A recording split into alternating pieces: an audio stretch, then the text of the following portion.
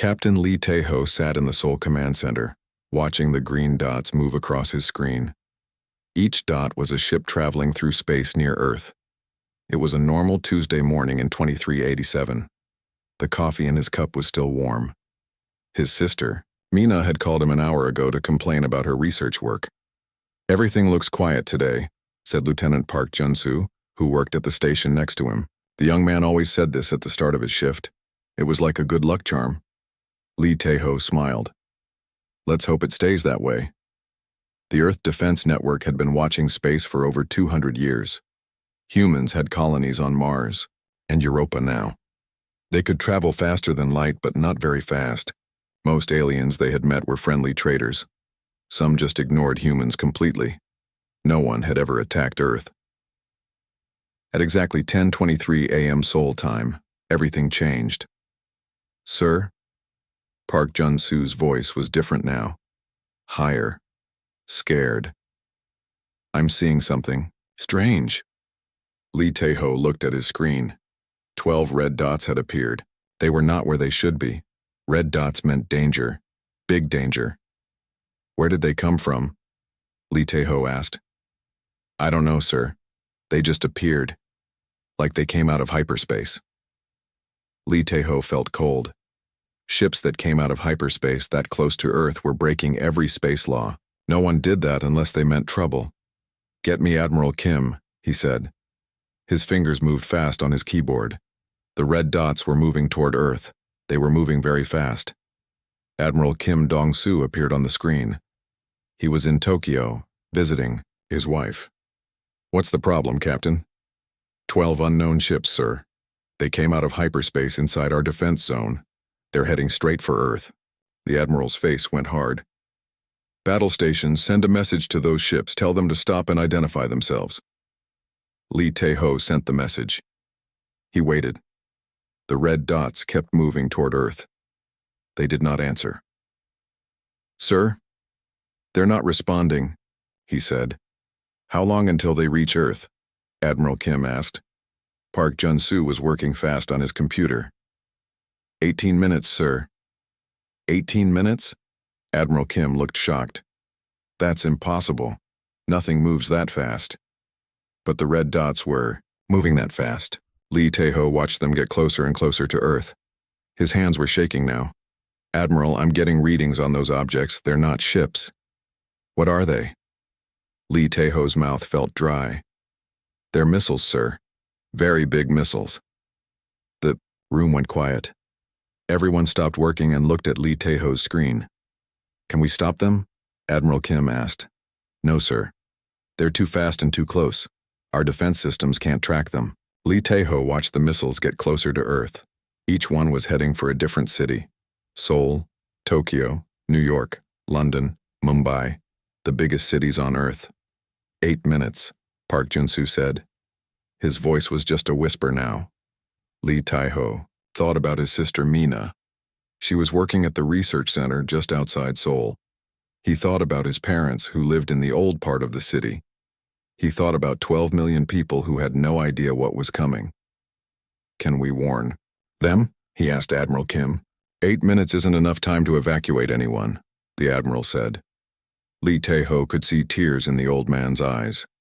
"But we have to try." The warning went out to every city on Earth. Emergency sirens started screaming. People looked up at the sky and wondered what was happening. 2 minutes, Park Jun-soo said. Lee Tae-ho closed his eyes. When he opened them, the missiles were entering Earth's atmosphere. They looked like falling stars, but they were bringing death. The first missile hit Seoul. Lee Tae-ho felt the ground shake under his feet. The command center was 50 kilometers outside the city, but the explosion was so big that he could see the flash through the windows. A giant cloud of dust and smoke rose into the sky where Seoul used to be. His screen went crazy with alarms and warnings. Then it went black. "Seoul is gone," someone said. Lee Tae-ho didn't know who. Maybe it was him. The other missiles hit their targets one by one. Tokyo, New York, London, Mumbai, São Paulo, Lagos, Cairo, Moscow, Beijing, Sydney, Mexico City. 12 cities, 12 huge explosions, 847 million people, dead in less than 3 minutes. Lee Tae-ho tried to call his sister. The phone didn't work. He tried to call his parents, nothing. All the communication lines to Seoul were dead because Seoul was dead. Admiral Kim's face appeared on the emergency screen. The old man looked like he had aged 10 years in 10 minutes. All stations report. In. What's the damage? The reports came in from around the world. Every major city hit by the missiles was completely destroyed. The missiles didn't use nuclear weapons. They didn't need to.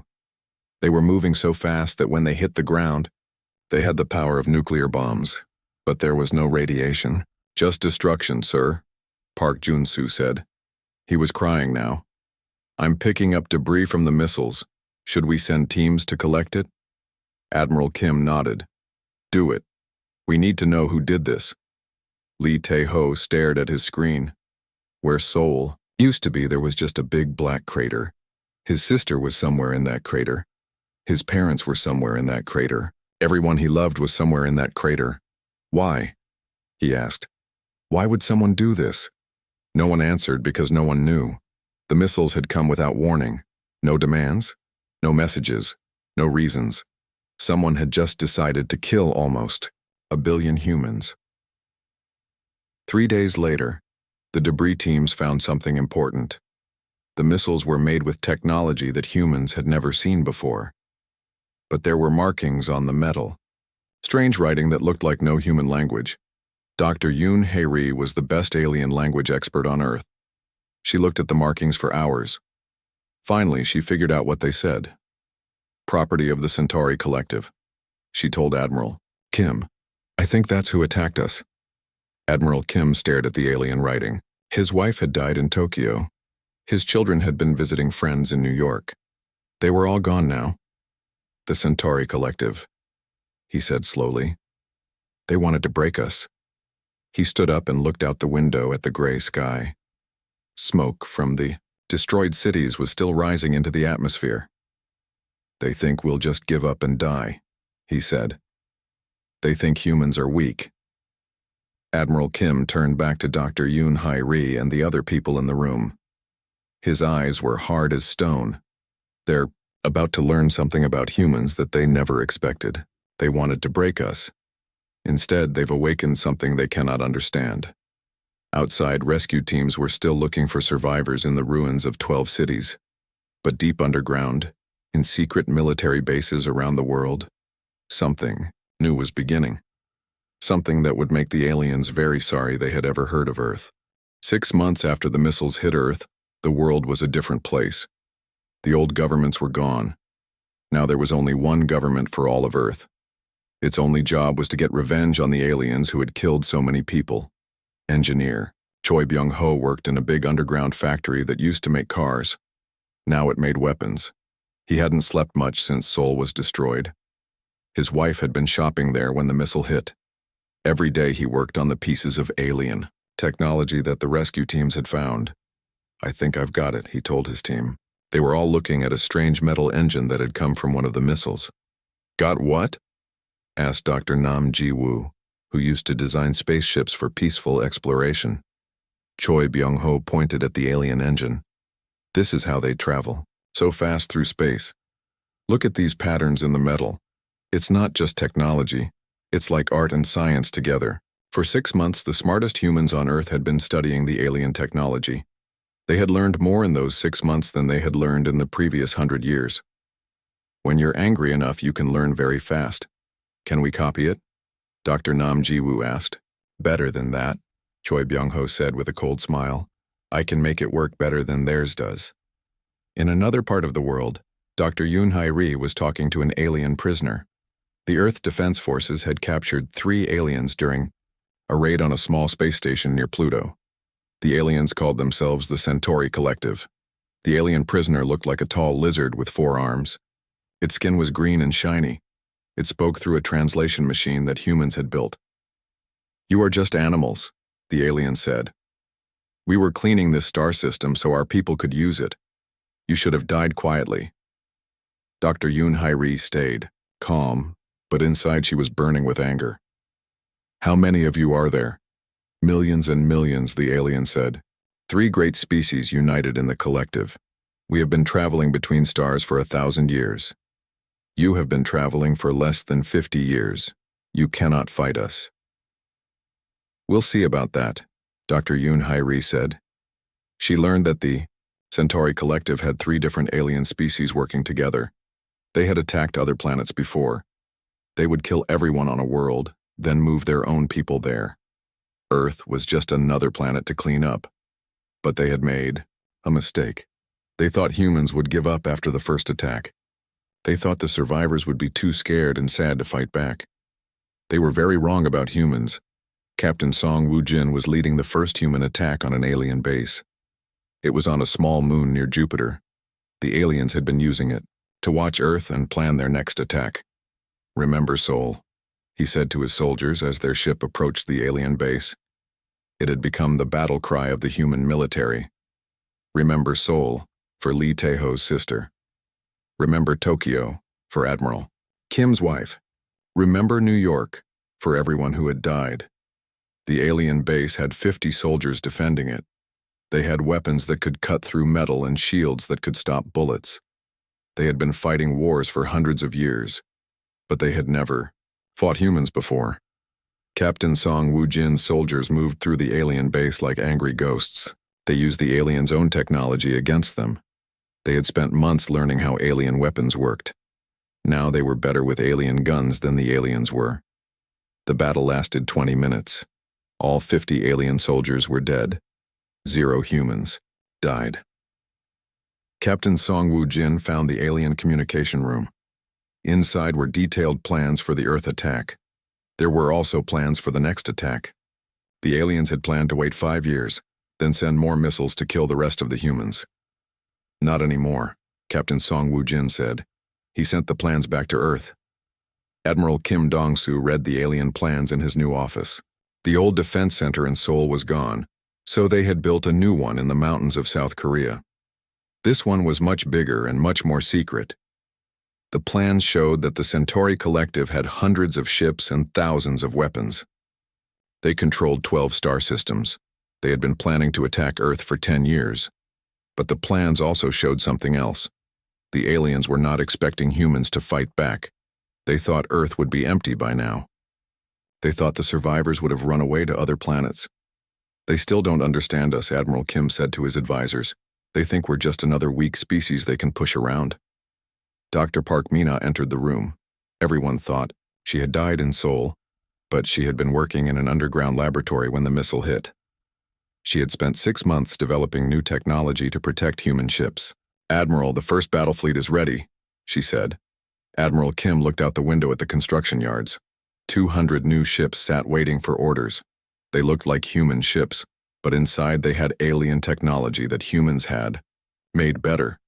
They could travel faster than any alien ship. Their weapons could punch through alien shields. Their own shields could stop alien weapons. Each ship was named after someone who had died in the missile attacks. The biggest ship was called Seoul's Revenge. "How long to reach the closest alien colony?" Admiral Kim asked. 18 days, Dr. Park Mina said. "The same amount of time it took their missiles to travel from their space to Earth." Admiral Kim smiled, but it was not a happy smile. It was the smile of someone who had been planning revenge for 6 months. "Perfect," he said. "Send a message to all the ships, tell them to get ready to leave." Captain Song Woo-jin was now Admiral Song Woo-jin. He would command the battle fleet. He stood on the bridge of Seoul's Revenge and looked at Earth through the main window. He could still see the black spots where the cities used to be. "Admiral," said Lieutenant Kang Soo-bin, "all ships report ready for departure." "Take us out," Admiral Song Woo-jin said. The human fleet left Earth orbit and jumped into hyperspace. They were going to visit the aliens who had attacked Earth, but this would not be a friendly visit. On the alien homeworld of Centauri Prime, Commander Velthara was reading reports about the attack on the Jupiter moon base.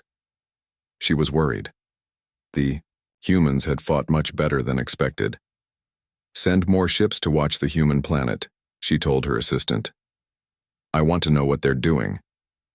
But it was too late for watching. The human fleet was already on its way, and when they arrived, the Centauri Collective would learn what happens when you attack Earth. The aliens had killed almost 1 billion humans in 3 minutes. Now the humans were coming to return the favor. But they would do it slowly. They would do it carefully. They would make sure the aliens understood exactly what they had brought on themselves. In the cold darkness of space, 200 human ships raced toward their first target. On each ship, soldiers and sailors who had lost everything prepared for war. The aliens thought they were fighting animals. They were about to discover they had awakened something much more dangerous than any animal. They had awakened human beings with nothing left to lose. The human fleet dropped out of hyperspace at the edge of the Kepler 442 star system. Admiral Song Woo-jin stood on the bridge of Seoul's Revenge and looked at the screen showing the alien colony ahead. "How many ships are defending the colony?" he asked. Lieutenant Kang Subin checked her instruments. 400 alien ships, sir. The colony has 50 million aliens living on the planet." Admiral Song Woo-jin felt a cold knot in his stomach. 50 million aliens.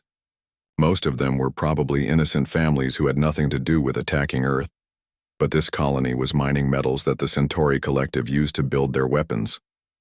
"Sir," said Captain Lim Yu-jin from the navigation station, "the alien ships are moving to intercept us. They're sending a message."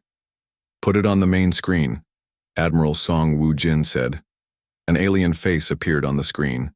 It looked like a cross between a bird and a lizard, with bright blue feathers around its neck. When it spoke, the translation machine made its voice sound calm and confident. "Human ships, you are in Centauri Collective space without permission. Leave now or we will destroy you." Admiral Song Woo-jin walked closer to the screen. "This is Admiral Song Woo-jin of the Earth Defense Forces. 18 months ago you launched 12 missiles at our planet. You killed 847 million innocent people, including children and babies. We are here to return the favor." The alien's feathers turned dark red. "You are making a mistake, human. We have 400 ships. You have only 200.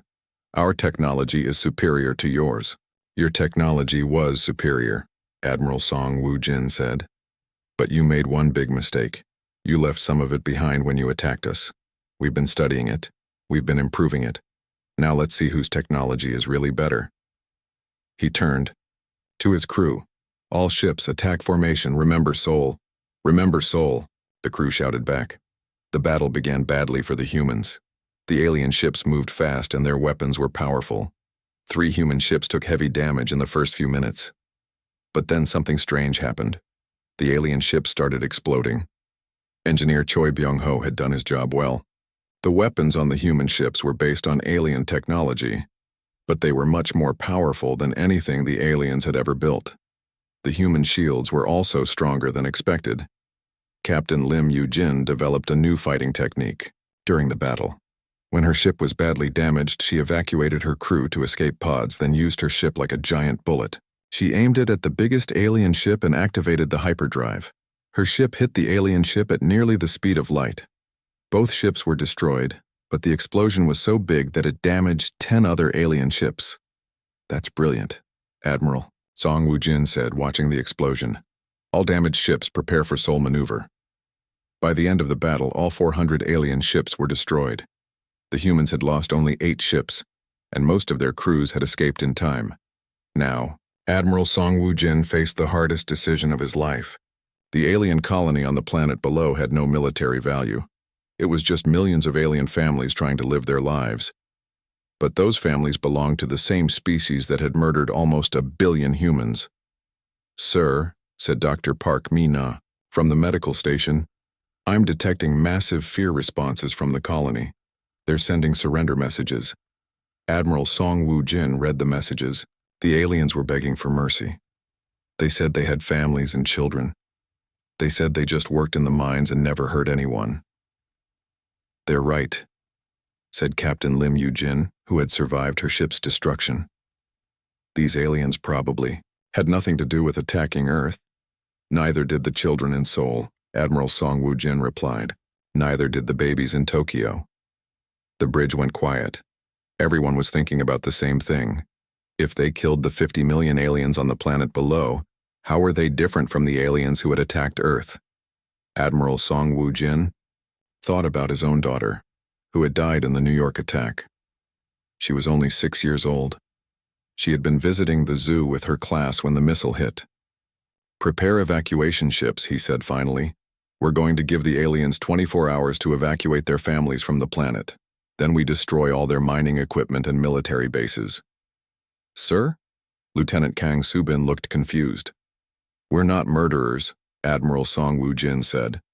"We're soldiers. We destroy military targets, not children." The evacuation took 3 days instead of 1. The aliens couldn't believe that the humans were letting them live. They had expected to be killed just like the humans had been killed. On Earth. But Admiral Song Woo-jin kept his word. When all the alien families were safely away from the planet, the human ships destroyed every mine, every factory, and every military base. The planet was left empty but undamaged.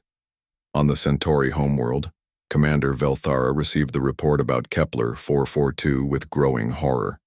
400 ships destroyed, 0 human ships captured. The mining colony evacuated, but all equipment destroyed. "How is this possible?" she asked her science advisor. "Humans have only been in space for 50 years. Our people have been traveling between stars for 1,000 years.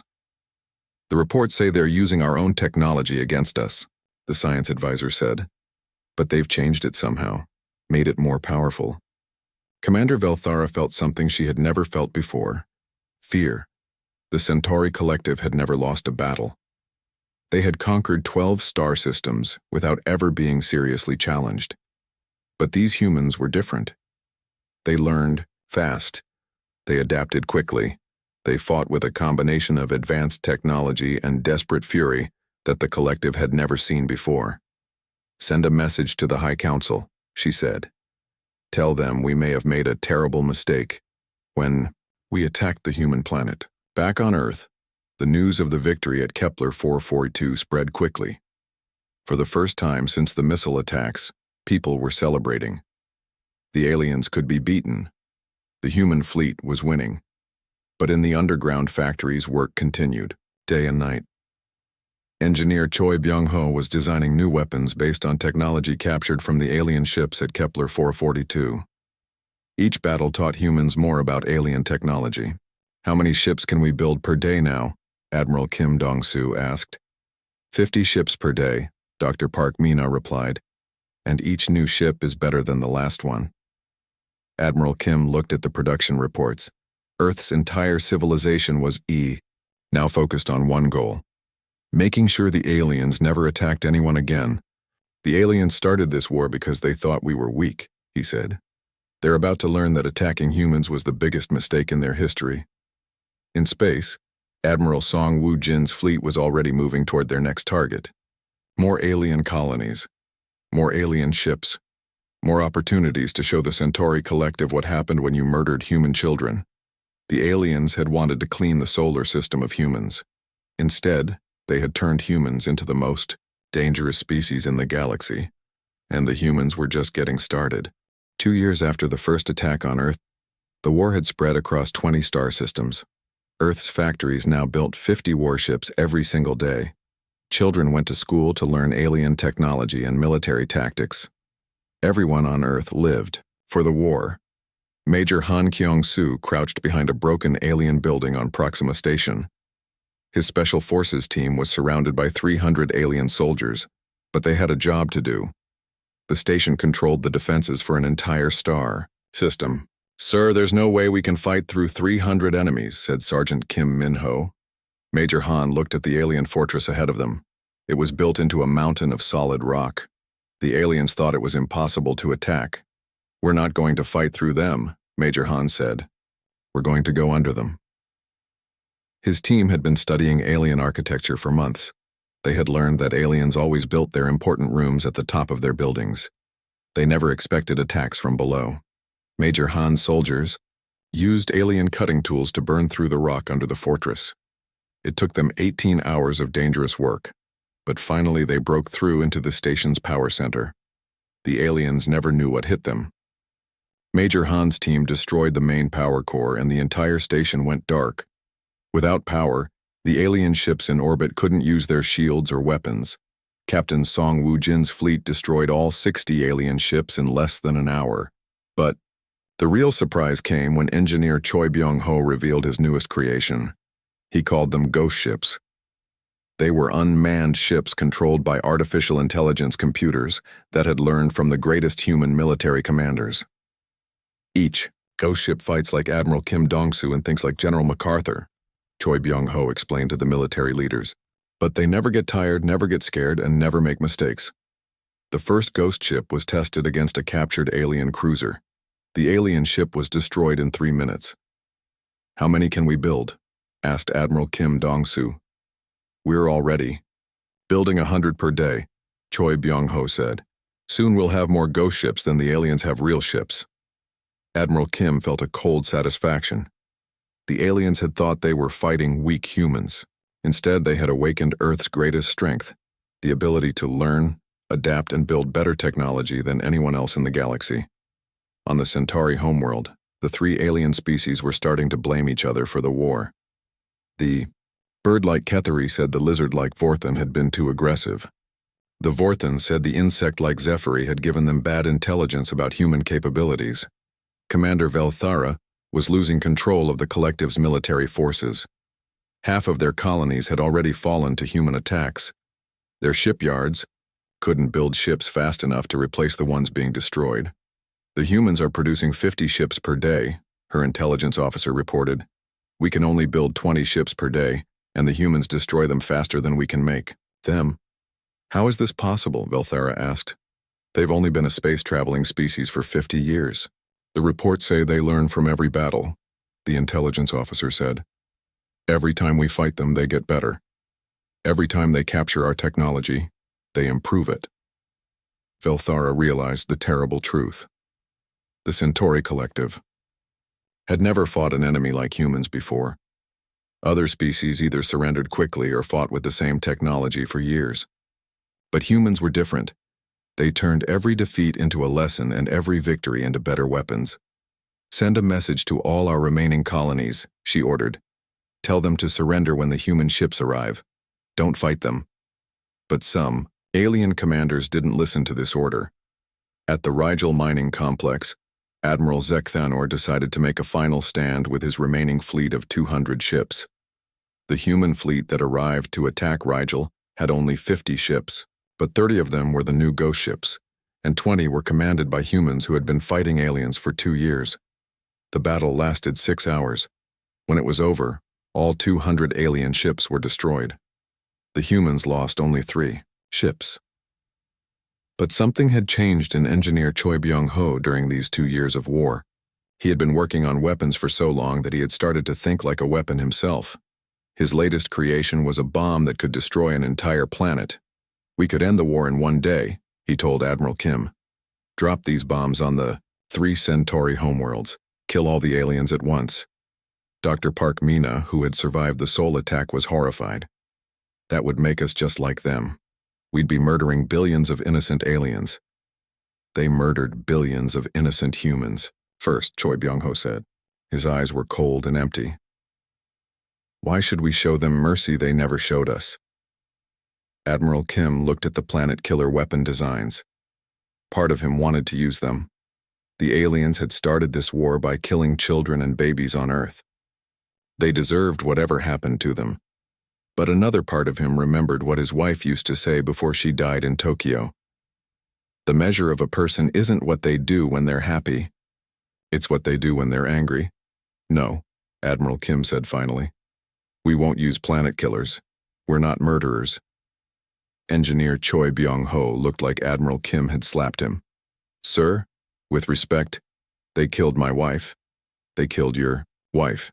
They killed everyone we loved. Why should we hold back now?"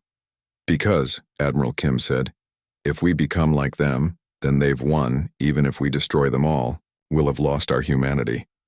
The argument split the human military leadership. Some wanted total revenge against the aliens. Others wanted to find a way to win the war without becoming monsters themselves. While the humans argued among themselves, Dr. Yoon Hae-ri made an important discovery. She had been studying captured alien communications and found evidence that many aliens in the collective had opposed the attack on Earth. There was a civil war in their government, she reported to Admiral Kim. The peaceful faction tried to stop the attack, but the military faction overruled them. This news made the decision even harder. If some aliens had tried to prevent the war, did that mean all aliens deserved to die? Captain Song Woo-jin, now commanding a fleet of 300 ships, had his own opinion. He had lost his entire family in the New York attack, but he had also seen alien families evacuating their children during his battles.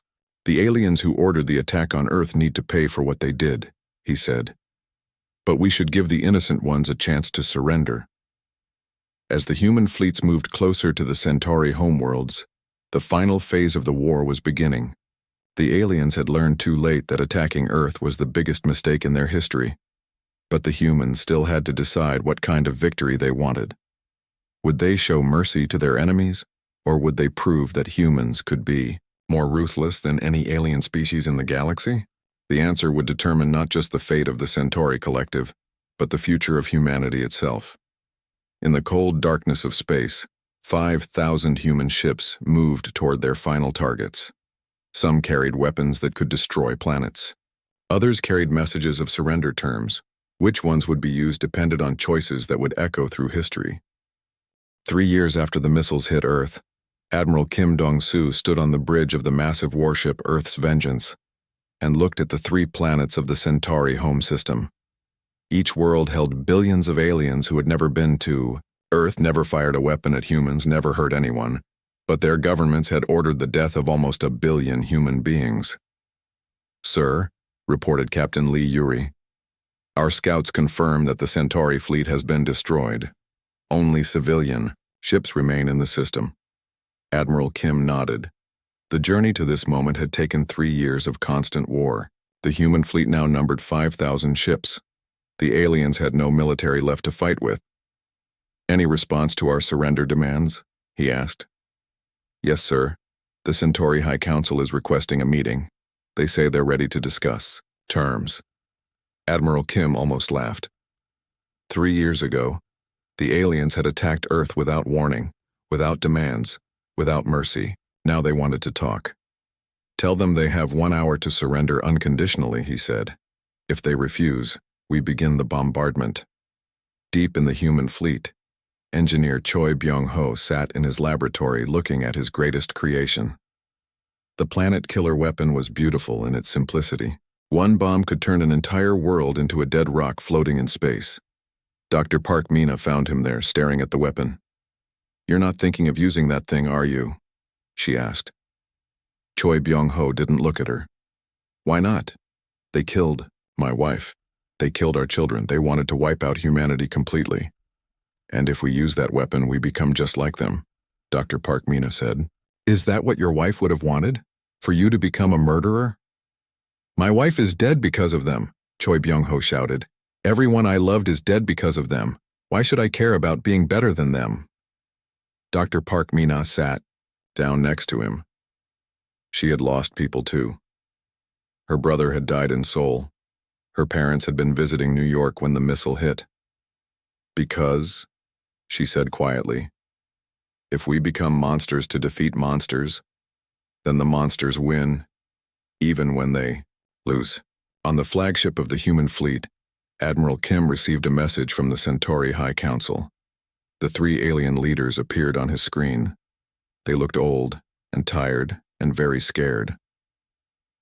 "Admiral Kim," said the lead alien, a bird-like creature with silver feathers, "we surrender unconditionally. We offer to pay any reparations you demand. We will turn over all those responsible for the attack on your world." Admiral Kim looked at the alien leaders. 3 years ago, he would have been terrified of these creatures. Now they looked small and weak. "You attacked our planet without warning," he said. "You killed 847 million innocent people, including children and babies. You tried to destroy our entire species. Why should we show you mercy you never showed us?" The alien leader's feathers turned pale with fear. We made a terrible mistake. The military faction acted without the approval of the civilian government. We never intended for so many to die. But they did die, Admiral Kim said. And now you want mercy. Major Han Kyung-soo was leading a team to search the Centauri government buildings for evidence of war crimes. What he found changed everything. Admiral, he reported, I found the records of the government meetings before the Earth attack. Half the Alien Council voted against it. They tried to stop the attack. Admiral Kim felt something cold in his stomach. Are you sure? Yes, sir, there are detailed records. The peaceful faction tried to contact Earth to warn us, but the military faction stopped them. Some of these aliens spent 2 years in prison for opposing the attack. This news spread quickly through the human fleet. Many of the aliens they were preparing to kill had actually tried to prevent the war. Captain Song Woo-jin was commanding the ships positioned around the first planet. His orders were simple. If Admiral Kim gave the signal, destroy everything. But now he was thinking about something Dr. Yoon-hae Ri had told him. During her studies of alien culture, she had discovered that alien children were taught from birth to obey their governments without question. They didn't choose their leaders the way humans did. Sir, said his communications officer, I'm receiving a message from the planet. It's from an alien child. Captain Song listened to the message. The alien child was asking why the humans wanted to hurt her family. She said she was sorry that humans had been hurt, and she wanted to be friends.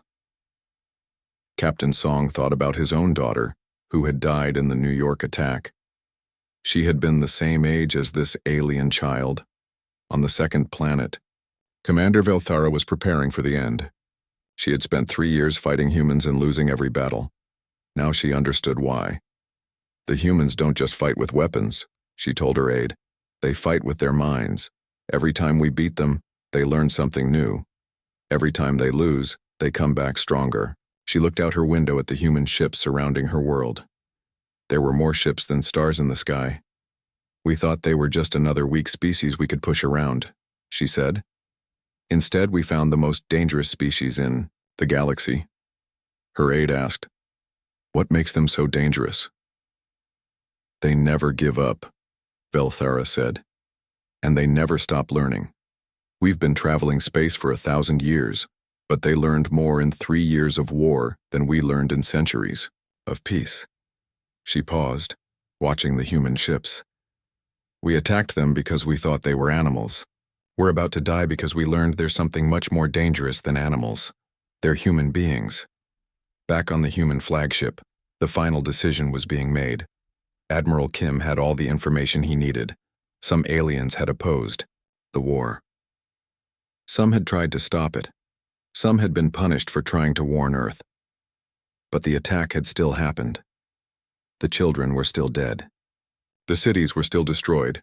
Engineer Choi Byung-ho entered the command center carrying the activation device for his planet killer weapon. Admiral, he said, just give me the order. We can end this in 10 minutes. All 3 planets. Every alien in the system. Justice for Earth. Dr. Park Mina stepped forward. Admiral, if we use that weapon, we become everything we've been fighting against. We become the destroyers of innocent worlds. Admiral Kim looked around the command center. Every person there had lost someone in the alien attack. Every person there wanted revenge, but revenge and justice were not the same thing. Target all military installations, he ordered. Target all weapons factories. Target all spaceports and shipbuilding facilities. Engineer Choi Byung-ho looked confused. Sir, what about the cities? What about the civilians? Admiral Kim turned to face him. We are not murderers, Engineer. We are soldiers. We destroy military targets, not children. But they killed our children? Choi Byung-ho screamed. Yes, they did, Admiral Kim said quietly. And that's exactly why we won't kill theirs. Because we're better than they are. The bombardment began at exactly noon, Earth time. Human ships destroyed every alien military base, every weapons factory, every shipbuilding facility in the 3-planet system. But the cities were left untouched. The schools were left standing. The alien children lived. When it was over, the Centauri collective's ability to make war was completely destroyed. But their ability to make peace remained. Commander Velthara sent a final message to Admiral Kim. You have shown us something we never expected from any species. You have shown us mercy when you could have chosen vengeance. Perhaps there is hope for peace between our peoples." Admiral Kim looked out at the alien worlds, now defenseless but still inhabited. "The war is over," he announced to his fleet. "We're going home." But as the human ships prepared to leave, everyone knew that the galaxy had changed forever. The aliens had learned that humans were not weak prey to be hunted, and the humans had learned something just as important, that being strong enough to destroy your enemies and being wise enough not to destroy them were two very different things.